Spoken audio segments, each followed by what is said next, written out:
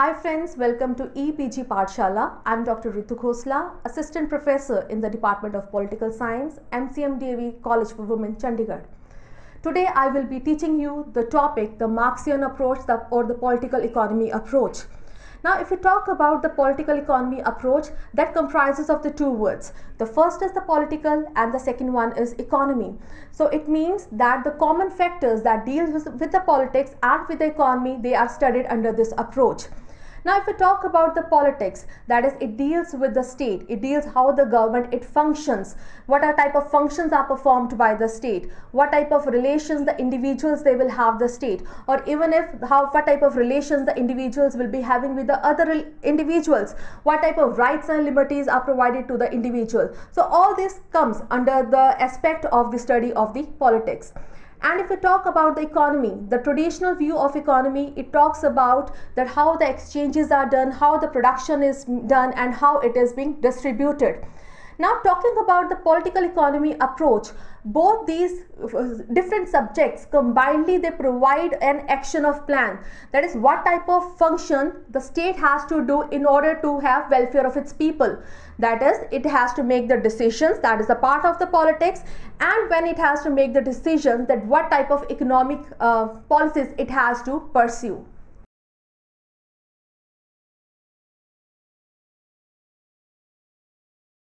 The word political economy is derived from the Greek word politikos, which means state, social, and oikonomia, which means how to manage household economy. Oikos means house and nomos means the law. It is a science which studies the social relations that evolve between people in the process of production, distribution, exchange, and consumption of the material benefits. It also studies the effect of economic factors on the political system as well as the attitude of the people. The advocates contend that the various modes of production decide the various social formations in the society. Thus, it is a dire necessity to study and analyze the economic factors so that a stable political system can be formed and maintained. All the conflicts in the society are because of the economic demands of the people. Only when the needs of the people are addressed, we can have a stable and workable political system. Exploitation, wide economic disparities, unequal distribution between the various sections of the society always lead to continuous friction that leads to unrest, then revolutions. This necessitated regulation of economic activity and subordination of economics to public control. The result is the renewed mutual interest between economies and political science. A political system can be deemed successful only if it is able to manage the various demands and achieve a certain balance, equilibrium in the society. Only when the political system can tackle the various economic problems, finding solutions on the way, can it deliver security and stability to its inhabitants. A political system has to understand the impact of economic factors and then frame laws and make policies. According to Marx and Engels, it is economic factor that shapes the politics anywhere and everywhere. No political system can sustain itself unless it demonstrates its ability to cope up with the conflicting demands by evolving a somewhat stable equilibrium, harmony, or reconciliation. This requires a deeper understanding of economic forces and factors.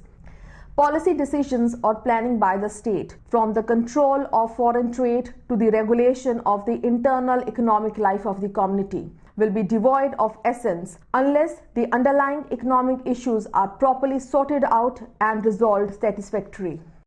Political economy is the interplay between politics, law, and economics, and how the structures and institutions develop because of the economic systems. It studies the production, trade, distribution, and wealth, etc. in relation to law and government. This phrase was used by leading economists like John Stuart Mill, David Ricardo, Adam Smith, and Karl Marx. Political economy is an attempt to understand the phenomena of the economic factors in the formation of any system.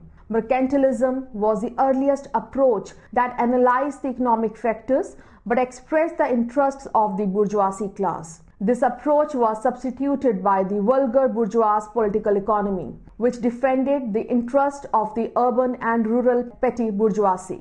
This appeared in the beginning of the 19th century and advocated protecting the interest of the petty bourgeoisie. They emphasized that the big business companies exploit the small bourgeoisie, especially during circulation. The vulgar bourgeois political economy approach conceals the real source of value and surplus value and thus negates the fact that the working class is exploited by the capitalists. It was Karl Marx and his friend Engels who revolutionized political economy. Now we will be studying the Marx viewpoint. Marx believed that private property and true democracy cannot exist together. He also blamed commodification of everything in the society. Also known as the founder of scientific communism, he tried to discover the role of material forces in the process of social development. His concept of surplus value and dialectical materialism are milestones. Marx and Engels, they said, established the fact that the economic system is the base of the political superstructure towering above it, that the interaction of the productive forces and production relations in the process of social production forms the concealed foundation of the historical development of any society, including bourgeois.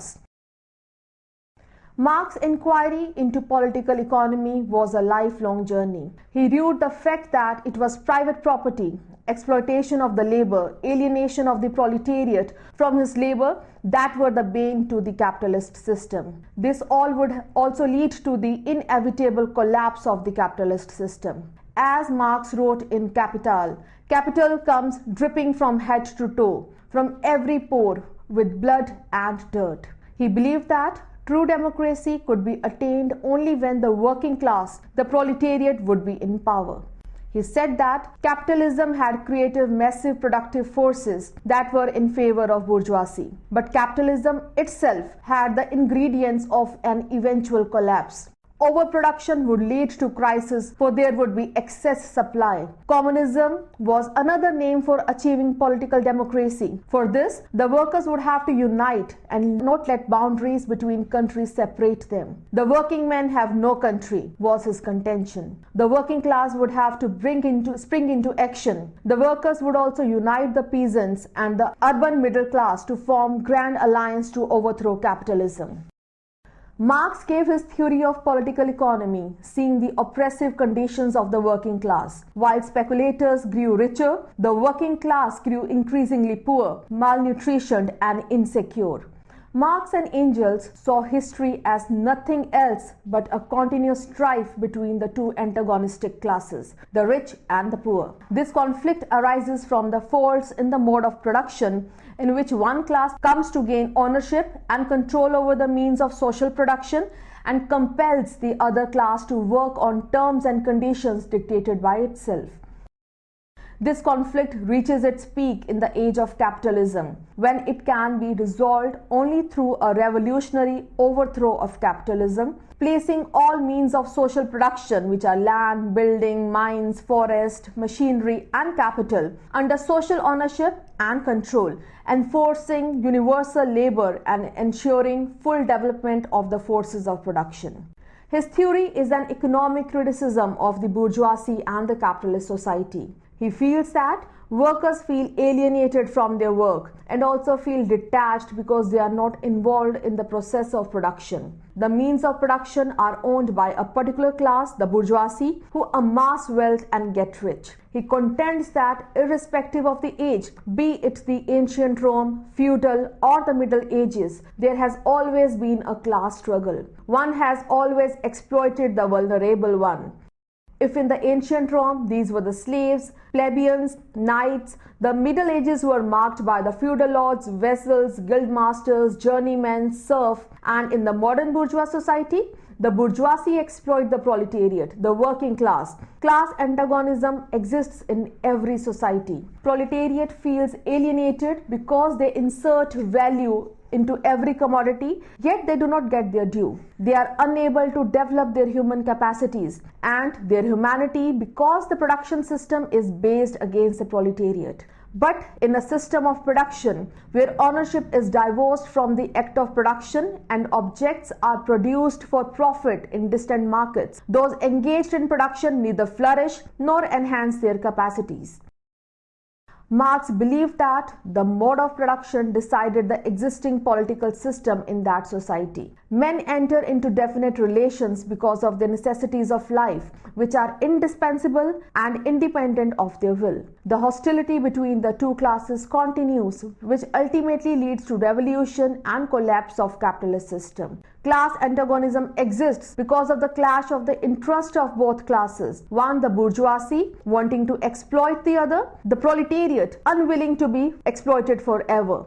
Because the modern day state is a tool in the hands of the bourgeoisie, the workers are not allowed to rebel for a long time. This time can span centuries, but ultimately the proletariat would rise in revolution. For him, matter was the cause of any social change. He placed the economic factors at the base, and whatever changes would occur at the base would lead the change in the superstructure that was built upon the base. However, economic determinism is understood as not only the process of production, distribution, and exchange of goods and services, but also the way in which human beings responded to the material changes of their existence. This approach says that all historical changes take place only when there are changes in material conditions. He even termed family as a bourgeoisie institution, for it is only through family that the property rights can be safeguarded, perpetuated, as well as inherited. He reasons private property has to be eliminated and placed in the hands of the society, which would be classless and stateless. Private property is blamed for dividing the society. The political economy approach focuses on the argument that all political institutions and activities are given shape by economic system that prevails at that time. Even the mode of production decides the pattern of political institutions and behavior. The approach believes that the clash of economic interest between classes is the main reason behind all social conflicts. Only if the economic issues are resolved can there be peace, goodwill, and harmony in the other relations. This clash occurs because the system of production is not organized on a rational system of production. A rational system means a system of production where there is a social ownership of means of production and distribution. Technology is advanced in such a way so that to maximize production and labor should be universalized so as to produce for the fulfillment of the basic needs of the people. Unfortunately, production is monopolized in the hands of a few in the capitalist system. This leads to exploitation of the proletariat by a few bourgeoisie. A revolution was inevitable, which would help the proletariat improve their lot, because only after the revolution they would be the masters of their destiny. The political economy approach was not based on principles but on the fact. The political economy approach was the materialist interpretation of historical development and a dialectical view of social transformation. Marx believes in the role of class struggle in systematic economic changes, and he used the economic and socio-political inquiry to trace the development of capitalism. According to him, the proletariat performed the role for producing high productive mechanized and socialized production, but they are not rewarded for that. The bourgeoisie appropriate the profit, which leads to contradiction between the two classes.